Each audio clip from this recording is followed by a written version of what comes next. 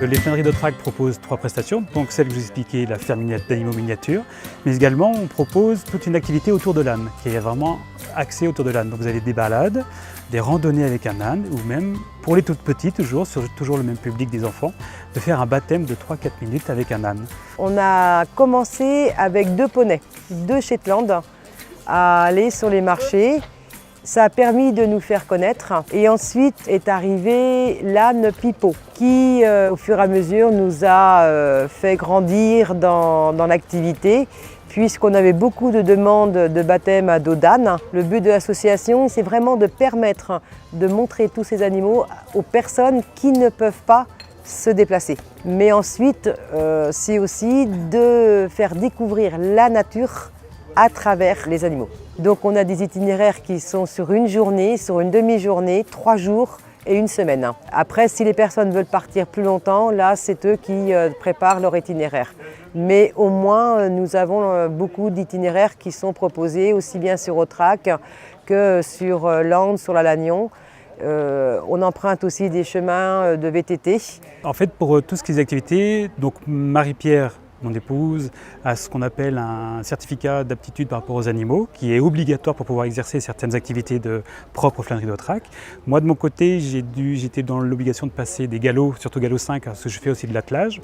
Donc on a besoin d'avoir ce diplôme-là pour pouvoir, utilisant de monter du public dans les calèches. Donc, on propose également les balades en calèche, donc soit avec un âne, il y aurait également une calèche avec un percheron. Alors c'est vrai que pour les calèches, ça peut être juste pour le plaisir des adultes qui sont en promenade quelque part, tiens, on va essayer de découvrir un petit peu le panorama en promenade calèche.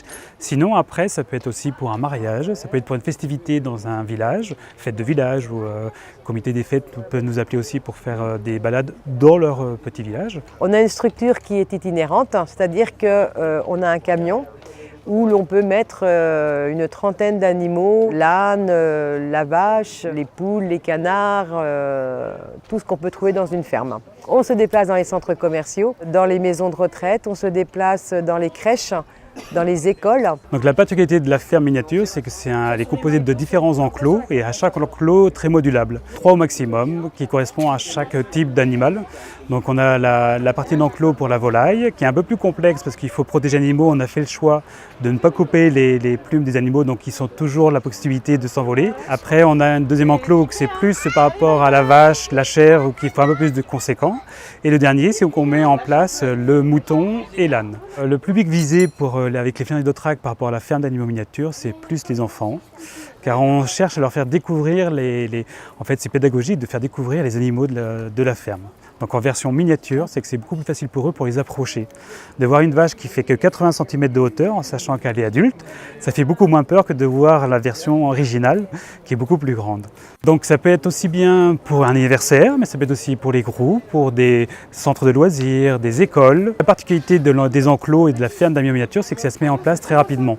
Entre 1 heure, 1 heure et demie, gros maximum. Et l'avantage, c'est du fait que c'est des enclos modulables, on peut les positionner sur n'importe quel type de terrain. Et on peut mettre en place soit des bâches avec de la paille pour protéger si c'est un revêtement en carrelage ou un revêtement en bitume. Sinon, si c'est directement de la terre battue ou de la pelouse, on laisse directement la nature faire habituellement ou que les animaux se trouvent encore plus heureux dans cette configuration-là. La particularité de la mini-ferme, c'est que ce sont des animaux qu'on ne trouve pas généralement en animalerie. Donc surtout au niveau volaille, vous avez des races de volailles qui sont assez particulières, comme la plus petite poule du monde, qui s'appelle la Serama, qui vient de Philippines. Et après également, vous avez ce qu'on appelle un coq millefleur frisé, qui est assez particulier, qui est tout petit, mais c'est un coq. Et c'est ce qui fait un petit peu la particularité aussi de tout l'élevage, c'est qu'on a toujours des animaux qui sortent de l'ordinaire. C'est ça en fait, ça sort de l'ordinaire et c'est ça qui intéresse aussi les gens. On offre la possibilité aux enfants d'avoir le contact avec l'animal, de pouvoir s'approcher et même, bien souvent, on prend, surtout pour les petits animaux comme les lapins ou les cobayes, on prend le plaisir de prendre l'animal et de l'amener auprès de l'enfant pour que celui-ci puisse le toucher et comparer en fait un lapin, un cobaye, ce que c'est les différences, de pouvoir enfin toucher une poule qui ne s'envole pas et qui reste très docile.